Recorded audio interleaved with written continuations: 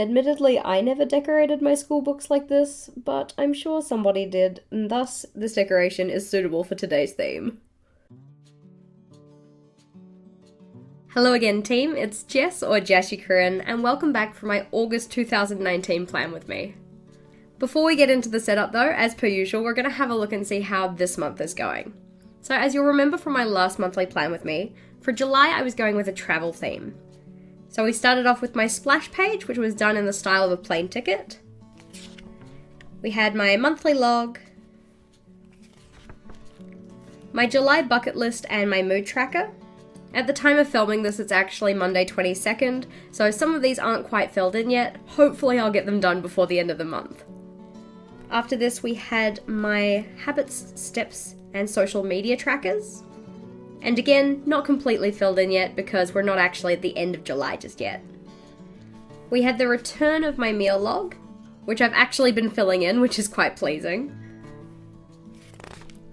We had my packing list, which did come in handy, and then my holiday to-do list.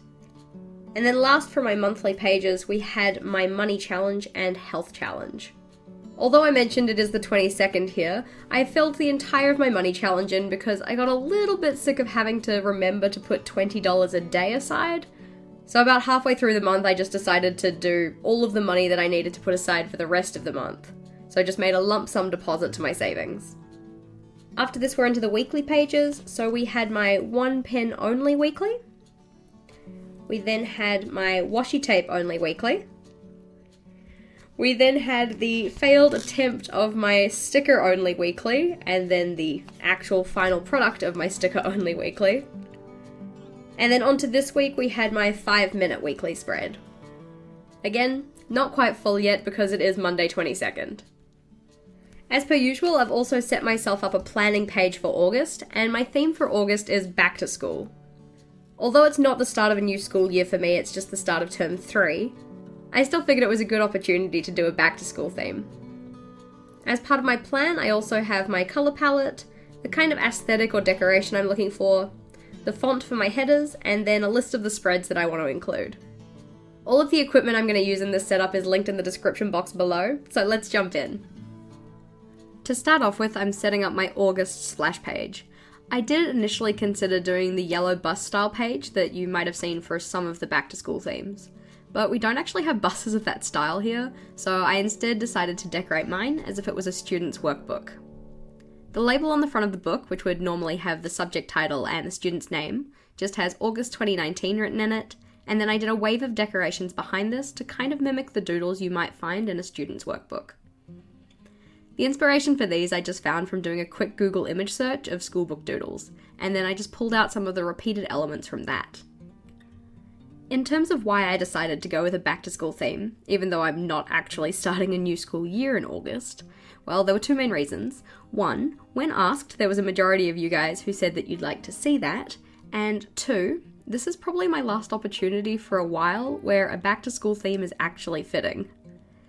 I don't think I've talked about it much, if at all, but I'm likely going to be stepping out of teaching either at the end of this year or sometime between now and then if I find a new job. I'm not going to talk so much about the reasons behind that decision in this video, but I figured that with term 3 starting in August and term 4 starting in October, if I was going to do a back to school theme, it would probably have to be either of those 2 months. I've already got a different theme idea for October, so I figured that August was a good time to opt in for this one.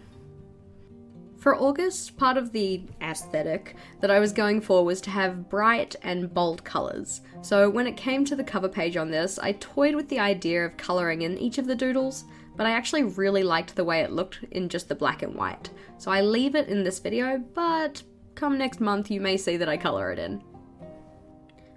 Once the splash page was finished, I decided to go and rule up each section for the headers on my remaining pages.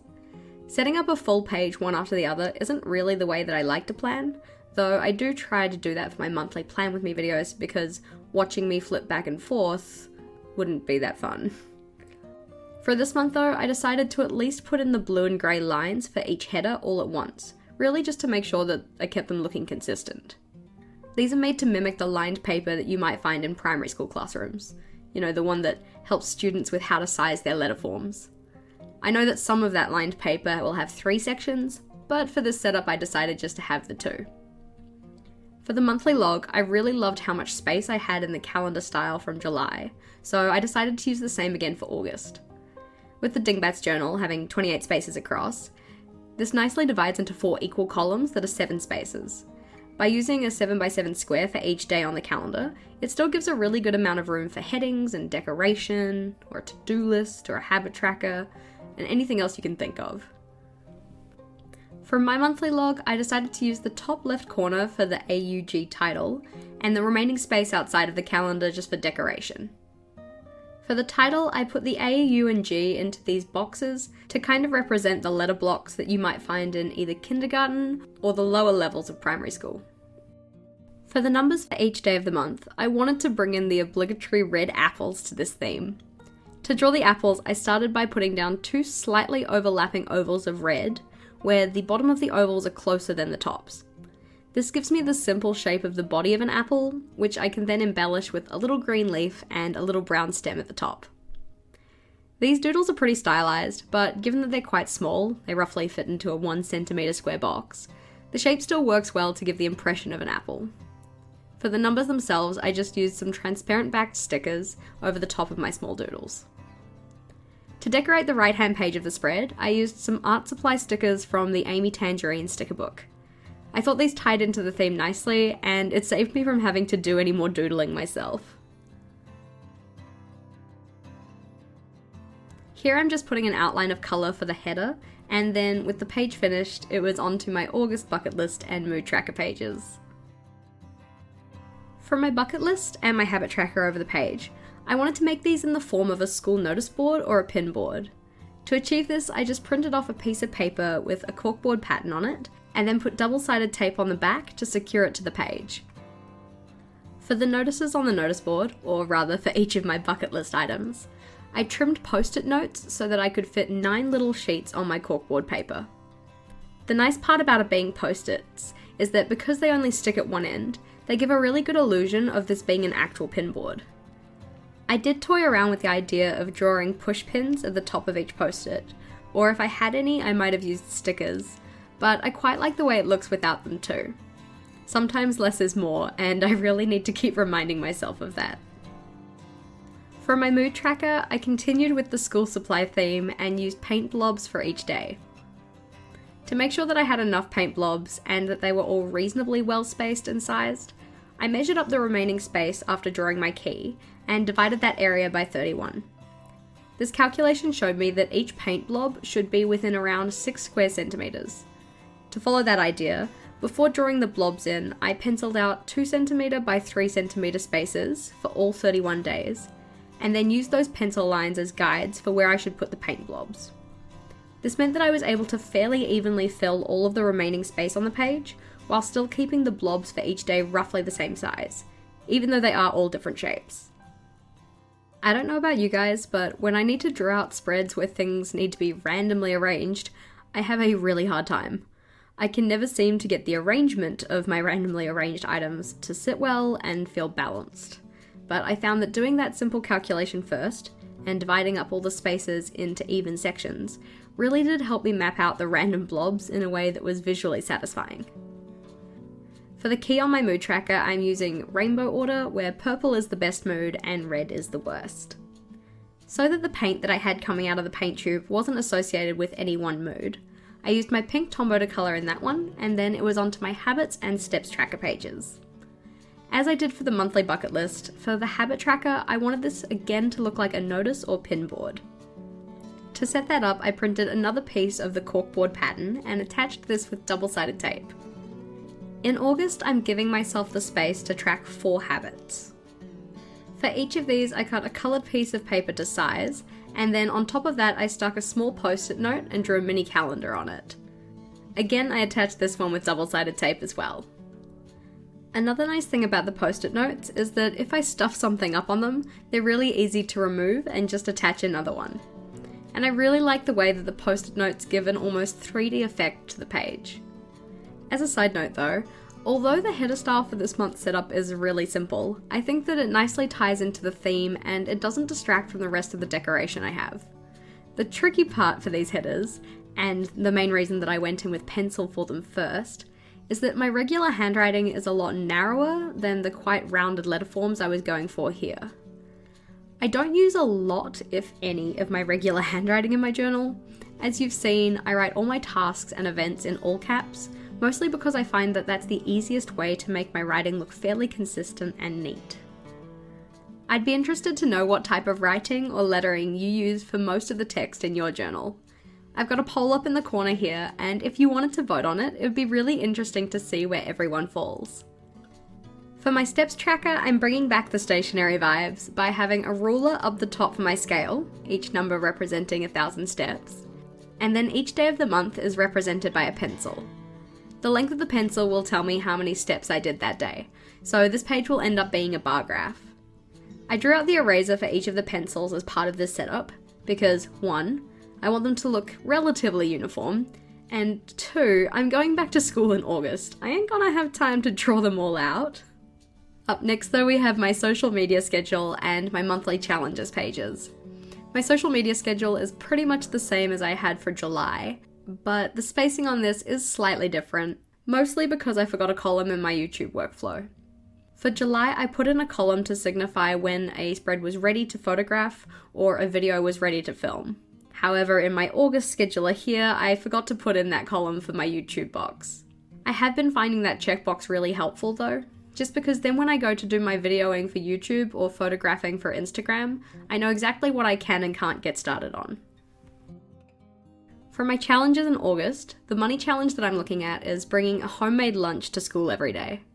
I have a really bad habit of either just going out and getting something for lunch, or worse yet, ordering something from Uber Eats or something similar. This means that my average spending on lunch is pretty high, and I know that cutting back on that would make a real difference in the amount that I'm able to save. For my health challenge, I'm looking to drink hopefully at least a glass of water every morning as soon as I get up. I don't drink enough water as it is, and I know that drinking when I first get up will be a good step in the right direction. There are plenty of health benefits associated with drinking water. I mean, duh, we need it to live. But I've also given myself a space to write some of those down on this page just to try and help keep me motivated. Although I tried to do monthly challenges for the first half of the year, I didn't really find any success with these until I set up the dedicated tracking page that I have in July. I kind of find that putting these special challenges down on my habit trackers doesn't really motivate me to get them done, but having them on their own special page does seem to work a lot better. I'd be curious to know, are there any specific challenges or habits that you're trying to introduce in August? I've got my challenges that I have here and 2 habits decided on out of the 4 that I have space for on my habit tracker. I like hearing about the other ways that people are trying to better themselves or goals that they're trying to accomplish, so if you had one or some that you wanted to share, let us know in the comments below. Just while we're on the social media page as well, as always, if there are any videos or topics in particular that you'd like to see from me, I'd love to hear about them. Drop me a comment on this video or hit me up on Instagram or Facebook or whatever else. Making content that you guys are actually interested in is important to me, so I always appreciate hearing about the things that you guys are actually interested in. Here I'm setting up my meal log for August. As I mentioned before, I am so damn happy that I've actually been filling out my one for July. I was a bit apprehensive about reintroducing this into my journal, just as I know that the last times I tried to use them during January through April, I just didn't fill them in. It does seem now though that I'm starting to use it more consistently. For my meal log, as the writing space that I need for this one takes up pretty much the entire page, I wanted to make the box itself the decoration. To achieve this, I made each of the pages mimic the style of a piece of refill paper, so they had the punched holes and the pre-ruled margin down the left-hand side. Out of curiosity, which of the pages that I set up today was your favourite? I've got another poll up in the right-hand corner, and I'd love to know what you think. For a final flip through, we have my splash page, my calendar-style monthly log, the August bucket list page and my mood tracker, habits and steps trackers, my social media scheduler, and then my challenge pages, and last but not least, my meal log. Thank you for watching. If you liked today's video, feel free to go check out another one. Until next time, bye!